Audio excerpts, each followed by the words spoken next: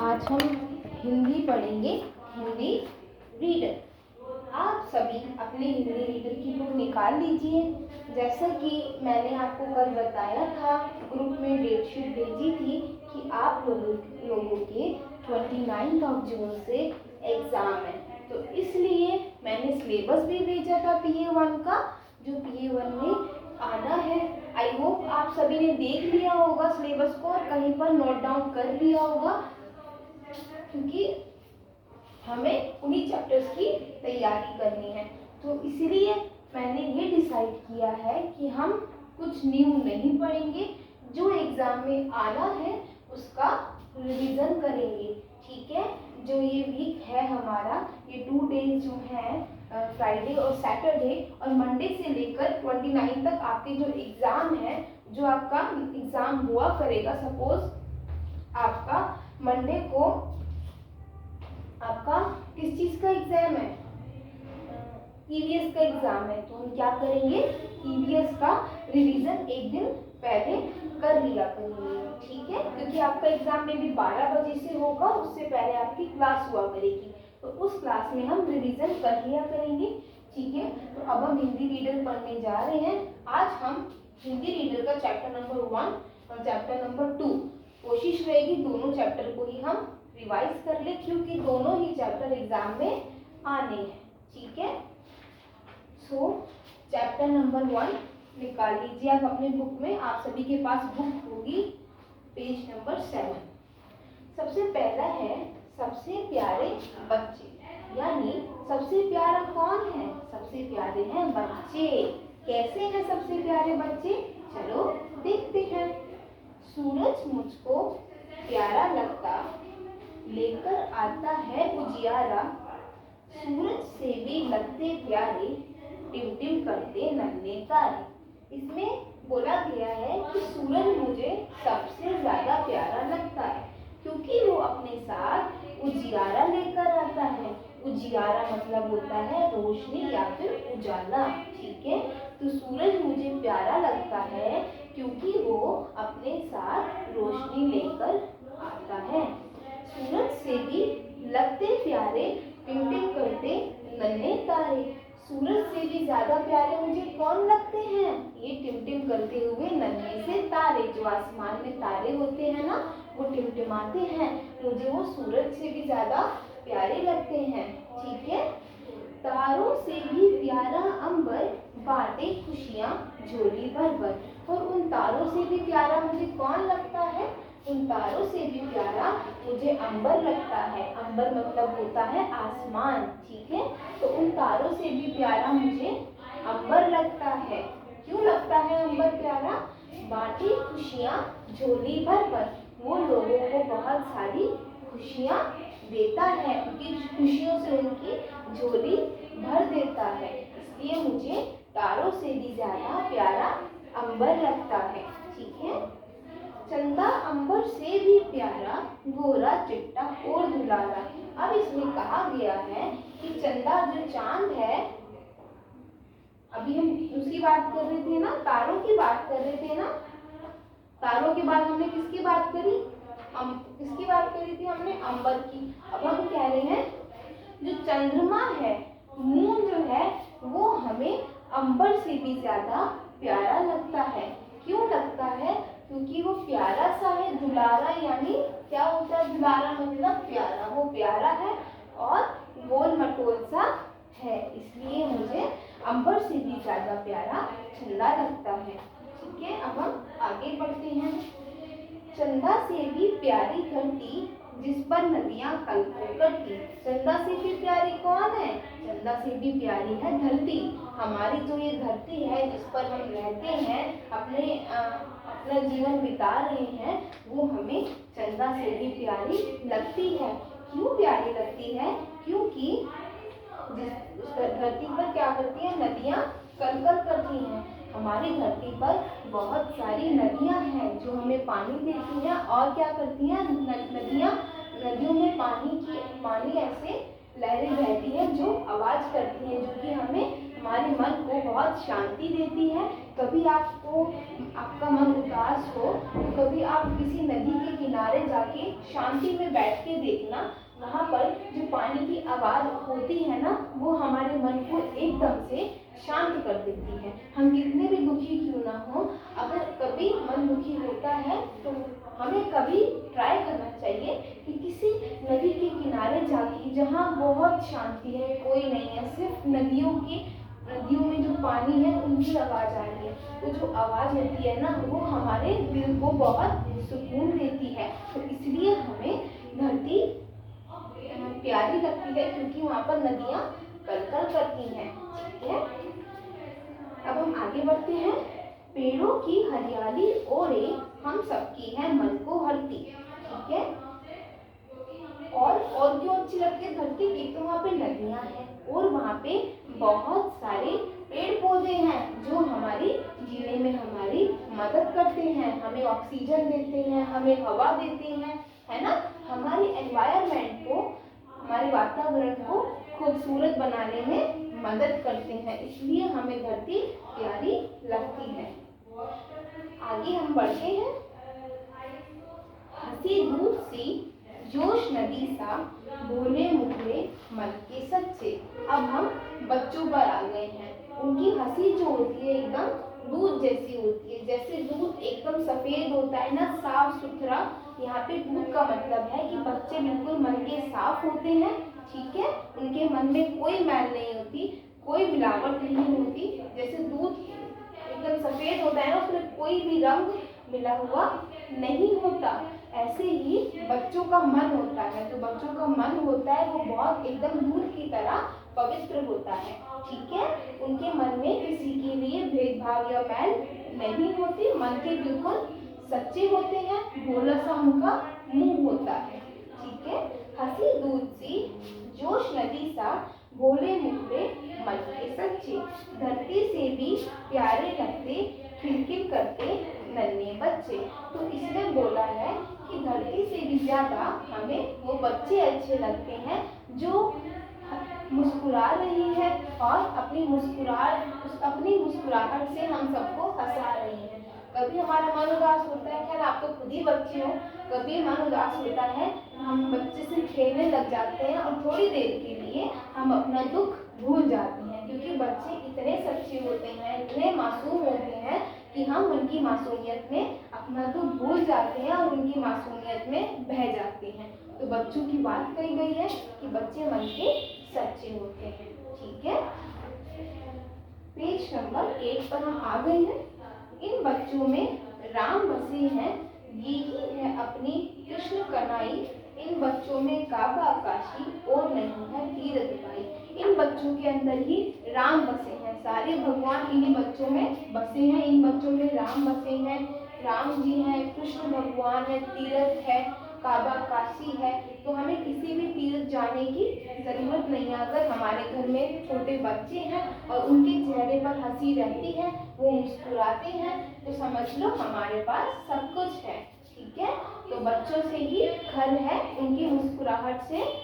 अगर एक बच्चा घर में किसी बात से मुस्कुरा रहा है तो घर में सभी मेंबर्स को हंसी आ जाएगी, क्योंकि बच्चे जो हैं मन के सच्चे होते हैं, उनमें भगवान बसते हैं। कि भगवान की क्यों कहा गया है? क्योंकि बच्चे झूठ नहीं बोलते, है ना। ठीक है, बच्चों में क्या होता है, मन में मैल नहीं होती, किसी चीज को लेके कोई भेदभाव नहीं होता। ठीक है, ये चैप्टर के शब्दार्थ हैं। एक्सरसाइज में पहले ही करा चुकी हूँ, मैं आपको पिक्चर्स भी भेज चुकी हूँ, पहले भी भेज चुकी थी, और मैंने रिसेंटली कुछ दिनों पहले 2-3 दिन पहले भी चैप्टर नंबर 1, चैप्टर नंबर 2 और चैप्टर नंबर 3 तीनों की एक्सरसाइज एक साथ भेजी थी। ठीक है, तो आप उसमें से पिक्चर्स में से उसे कर लेना। और ये शब्दार्थ है, ये मैंने साथ साथ आपको एक्सप्लेन कर दिए। एक बार मैं कर देती हूँ। उजाला मतलब रोशनी होता है, दुलारा मतलब क्या होता है, प्यारा। मुखड़े मतलब क्या होता है, किसी के चेहरे पर। ओके, नन्हे मतलब होता है छोटे छोटे बच्चे या फिर कोई भी चीज छोटी सी। धरती मतलब क्या होता है, पृथ्वी, है ना। बसे मतलब कहते हैं ना, बच्चों में राम बसे हैं, बसे मतलब रहते हैं, बच्चों के मन में राम रहते हैं, भगवान रहते हैं। ठीक है। अंबर क्या मतलब क्या है? अंबर मतलब होता है आकाश, ठीक है। सेकंड है जोश। जोश मतलब होता है उत्साह, किसी काम को करने का उत्साह। नेक्स्ट है कृष्ण। किशन, किशन मतलब होता है भगवान कृष्ण की बात की गई है। तो ये चैप्टर हमारा कंप्लीट होता है। आई होप आप एग्जाम के लिए प्रिपरेशन कर लेंगे। जिसको जो नहीं समझ आया उसका डाउट क्लियर हो गया होगा। अब हम पार्ट नंबर 2 भी आज ही कर लेते हैं, क्योंकि समय हमारे पास कम है और काम करने को ज़्यादा है, तो हम इसको अच्छे से यूटिलाइज करते हैं। चैप्टर नंबर 2 है हौसले की दौड़, ठीक है। इस कविता, इस पाठ को मैं पढ़ती हूँ और आपको शॉर्ट में समझाती हूँ। कहते हैं बड़ा हौसला और बड़े काम बड़ी उम्र के मोहताज नहीं होते। इस बात को सच कर दिखाया उड़ीसा के बुदिया सिंह ने। कहा जाता है ना, जिसके हौसले बड़े होते हैं, जिसको खुद पर विश्वास होता है और जो किसी काम को करने की इच्छा रखता है और उसको करता भी है। एक होता है सिर्फ सोचना कि मैं ये काम करूँगा, सिर्फ बातें करना, करके करना कुछ भी नहीं, तो वो लोग जिंदगी में कभी भी चाह कर भी आगे नहीं जाते, ठीक है। तो हमें इसमें क्या कहा है, जो हौसला रखते हैं, हौसले की दौड़ रखते हैं, अपने ड्रीम्स को पाने की इच्छा रखते हैं, वही लोग लाइफ में आगे जाते हैं, ठीक है। कहते हैं बड़ा हौसला और बड़े काम बड़ी उम्र के मोहताज नहीं होते। इस बात को सच कर दिखाया उड़ीसा के बुदिया सिंह ने। बुदिया सिंह का जन्म वर्ष 2002 में उड़ीसा के भुवनेश्वर में हुआ था। जो बुदिया सिंह है ना, उसका जन्म 2002 में हुआ था, भुवनेश्वर में हुआ था। उसका परिवार गरीब और अशिक्षित लोगों की मलिन बस्ती में रहता था। उसका परिवार गरीब था और अशिक्षित यानी ऐसे लोग जो शिक्षा नहीं ले पाए, उन लोगों की बस्ती में रहता था। उसका बुदिया के जन्म के कुछ समय बाद ही उसके पिता का देहांत हो गया। जब बुदिया का जन्म हुआ तो उसके जन्म के कुछ समय बाद ही उसके पिता का क्या हो गया? देहांत हो गया, ठीक है। परिवार में नन्हे बुदिया के अलावा माँ और 3 बहनें भी थी। अब उसके पिता का देहांत हो गया, घर में कौन कौन है? माँ है और 3 बहनें हैं बुदिया की, ठीक है। गरीब और अशिक्षक के कारण बुदिया की अनपढ़ माँ श्रीमती सुकांती सिंह के लिए घर की दैनिक जरूरतों को पूरा कर पाना एक बड़ी चुनौती बन गई थी। यानी गरीबी की वजह से जो बुदिया की माँ थी, उसके लिए घर का गुजारा करना बहुत मुश्किल हो गया था, क्योंकि बुदिया के फादर की डेथ हो गई थी और अब घर में कमाने वाला कोई नहीं था, तो उनके लिए घर चलाना बहुत मुश्किल हो गया था। आखिर गरीबी से तंग आकर उन्होंने बुदिया को 800 रुपए में किसी को बेच दिया। वो इतनी परेशान हो गई कि किसी को 800 रुपए में अपने बेटे बुदिया को बेच दिया कि किसी तरीके से घर में पैसे आ जाए, ठीक है। तभी बुदिया का जीवन अब और भी अधिक कठिन हो गया। जब उन्होंने बुदिया को बेच दिया तो अब बुदिया का जीवन पहले से ज्यादा और भी डिफिकल्ट हो गया, ठीक है। तभी एक दिन बुदिया के भाग्य ने करवट बदली। एक दिन क्या हुआ, बुदिया के भाग्य ने करवट बदली। अब क्या हुआ, कैसे करवट बदली? और स्थानीय खेल कोच बिरंची दास की नजर उस पर पड़ी। एक स्थानीय खेल कोच थे जो जूडो के प्रशिक्षक थे, यानी जूडो कराटे सिखाते थे, उनकी नजर बुदिया पर पड़ी, ठीक है। बिरंची दास की पारखी नजरों ने नन्हे बुदिया में छिपी हुई प्रतिभा को पहचान लिया। वो इतने सालों से लोगों को जूडो कराटे सिखा रहे, उसके प्रशिक्षक है, वो किसी को भी देख के बता सकते हैं कि उसके अंदर क्या कला है। तो उन्होंने बुदिया को देखा और जो उसके अंदर स्किल्स छुपी हुई थी उसको पहचान लिया। उन्होंने पूरी स्थिति की जानकारी प्राप्त की। उन्होंने पूरा जाना कि ये बच्चा कौन है, कहाँ से आया है, और वापस 800 रुपए देकर बुदिया को छुड़ा लिया। यानी जिसको बेचा था उसको वापस 800 रुपए दिए और बुदिया को वहां से ले आए। कौन ले आए? बिरंची दास, जो एक प्रशिक्षक थे। अब काम शुरू हुआ इस नन्हे हीरो को तलाशी जाने का। उन्होंने क्या करा, उसके अंदर स्किल छुपी हुई थी उसको बाहर निकालने का प्रोसेस स्टार्ट किया। बिरंची दास जो मूल रूप से जूडो के प्रशिक्षक थे, उन्होंने बुधिया को दौड़ने का प्रशिक्षण देना शुरू किया। जो विरंची दास जूडो के प्रशिक्षक थे, उन्होंने उसको जूडो की प्रशिक्षण देना शुरू किया।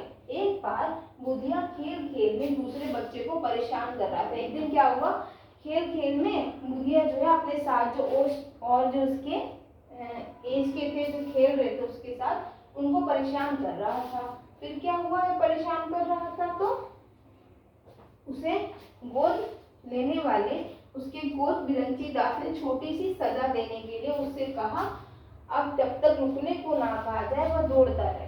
तो उन्होंने बोला, वो परेशान कर रहा था, तो विरंची दास जी यानी उसके जो प्रशिक्षक थे यानी टीचर थे जिन्होंने उनको गोद लिया था, उन्होंने कहा कि मैं तुम्हें एक छोटी सी सजा देता हूँ। वो सजा ये है कि जब तक मैं तुमसे कहूँ ना तब तक मैं तुमसे रुकने को ना कहूँ तब तक तुम्हें दौड़ते ही रहना है, ठीक है। उसके बाद विरंची दास किसी जरूरी काम में लग गए और बुधिया को दौड़ने की सजा देने वाली बात भूल गए। उसके बाद वो किसी काम में बिजी हो गए और वो भूल गए कि उन्होंने बुधिया को एक सजा दी थी कि तुम्हें दौड़ते रहना। उनके माइंड से ये बात स्किप हो गई। 5 घंटे बाद उन्हें याद आया और उन्होंने जाकर देखा तो बुधिया लगातार दौड़ता ही रहा था। फिर वो जब वापिस आए अपने काम से 5-6 घंटे बाद, तो उन्हें अचानक से याद आया कि मैंने तो आज बुधिया को सजा दी थी दौड़ने की, देखकर आता हूँ कि वो क्या कर रहा है। तो गए और उन्होंने देखा कि बुधिया उस समय भी दौड़ ही रहा था। वो बिना रुके कंटिन्यूअसली दौड़ ही रहा था। धुन के पक्के इस नन्हे बुधिया ने वर्ष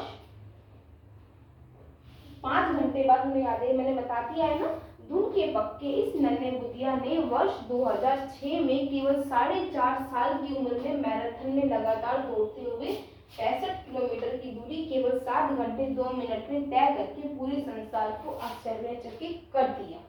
इसमें लिखा है कि जो अपने धुन के पक्के यानी अपने ऊपर ट्रस्ट करने की, मुझे ये काम करना है तो करना ही है, कोई भी ऑब्स्टिकल मेरे को मेरा गोल मेरा उद्देश्य प्राप्त करने से नहीं रोक सकती। उसका ये उद्देश्य है, उसको अपने ऊपर बहुत विश्वास था। तो अपने धुन के पक्के बुधिया ने 2006 में केवल 4.5 साल की उम्र थी उसकी, मैराथन में लगातार 65 किलोमीटर की दूरी केवल 7 घंटे 2 मिनट में तय करके पूरे संसार को आश्चर्यचकित कर दिया कि 4 साल का बच्चा 65 किलोमीटर की दूरी केवल 7 घंटे 2 मिनट में तय कर दिया। तो पूरा वर्ल्ड ये चीज देख के हैरान हो गया, आश्चर्यचकित रह गया। देश का नाम रोशन करने के लिए हौसले की दौड़ दौड़ने वाला नन्हा बुधिया हम सबके लिए प्रेरणा स्रोत है। तो इस नन्हे बुधिया से हमें क्या प्रेरणा मिलती है? इस नन्हे बुधिया से हमें यह प्रेरणा मिलती है कि हमें अपने ऊपर पूरा विश्वास होना चाहिए कि अगर हम किसी काम को पूरे दिल से करेंगे, पूरी लगन से करेंगे, तो जरूर हमें सफलता हासिल होगी बिना किसी दिक्कत की। दिक्कत तो देखो बहुत आती है जब हम कोई काम स्टार्ट करने जाते हैं, जब हमसे वो काम नहीं होता, स्टार्टिंग में तो दिक्कत आएगी, because we are not perfect in anything, ठीक है, practice makes a man perfect. तो जब हम करने जाते हैं किसी काम को तो क्या होता है, हमें दिक्कत आती है, दिक्कत का सामना करने पड़ता है। तो उस चीज से बचने के लिए हम क्या कर सकते हैं, हमें उस काम से नहीं बचना कि मेरे से नहीं हो रहा और हम हाथ पे हाथ करके बैठ जाए। हमें क्या करना है, प्रैक्टिस करनी है। एक दिन गलती होगी, 2 दिन होगी, 3 दिन होगी, 4 दिन होगी, कभी तो ठीक होएगी, कभी तो वो दिन आएगा कि जिस दिन आपका काम में कोई भी गलती नहीं है। तो ऐसे ही आपको प्रैक्टिस करनी है। लाइफ में गलतियां करना भी बहुत जरूरी है। वो हमें कुछ ना कुछ सिखाती है कि आज हमने ये गलती करी, कल हमें ये गलती नहीं करनी। आई होप आपको ये चैप्टर समझ आया होगा और आप आपकी लाइफ में आपके जो भी सपने हैं, जो भी उद्देश्य हैं, अभी आप छोटे हैं तो छोटे सपने, आप बड़े होंगे तो बड़े होंगे, तो आप कभी भी हार नहीं मानेंगे। छोटा हो या बड़ा हो सपना, उसको पूरा करने के लिए बुधिया जैसे हिम्मत करेंगे और लाइफ में सब कुछ अचीव करेंगे। ठीक है, इसके शब्दार्थ देख लेते हैं, देन हमारा हिंदी रीडर का सिलेबस जो PA1 में आना है वो कंप्लीट हो जाएगा। हौसला, हौसला मतलब क्या होता है? हिम्मत, किसी काम को करने की हिम्मत रखना। ठीक है। सेकंड है देहांत, देहांत मतलब होता है मृत्यु, किसी की मृत्यु या फिर मौत हो जाना। पारखी, पारखी मतलब होता है परख लेने वाला, किसी को परखना, यानी किसी की जज्बे को, किसी की स्किल्स को जान लेना कि इस पर्सन के अंदर ये कला है। कोच, कोच मतलब होता है प्रशिक्षक जो हमें किसी चीज की शिक्षा देते हैं। ठीक है, मतलब किसी पर्टिकुलर स्किल सिखाते हैं। मोहताज यानी किसी पे निर्भर होना, यानी किसी पे डिपेंड होना। दैनिक, दैनिक मतलब डेली की, प्रतिदिन की क्रिया। था ना, दैनिक प्रतिक्रिया को पूरा करने के लिए उनके पास पैसे नहीं थे, तो वही प्रतिदिन, यानी डेली का जो डेली की जो उनकी नीड्स थी वो, उसको बोलते हैं प्रतिदिन। प्रतिभा यानी योग्यता, आपके अंदर जो योग्यता है, जो स्किल्स है। धुन मतलब होता है लगन। ठीक है। अशिक्षित मतलब अनपढ़, जो कि पढ़ा लिखा नहीं है। स्थानीय मतलब उसी स्थान के रहने वाले लोग। ठीक है, यानी स्थानीय यानी जैसे आप जहाँ आप रहते हैं वहीं के आसपास के लोग, उसी स्थान पे रहने वाले। प्रशिक्षक यानी सीख, प्रशिक्षण यानी सीख या फिर ट्रेनिंग। और लास्ट है आश्चर्यचकित, आश्चर्यचकित मतलब होता है हैरान होना। ठीक है।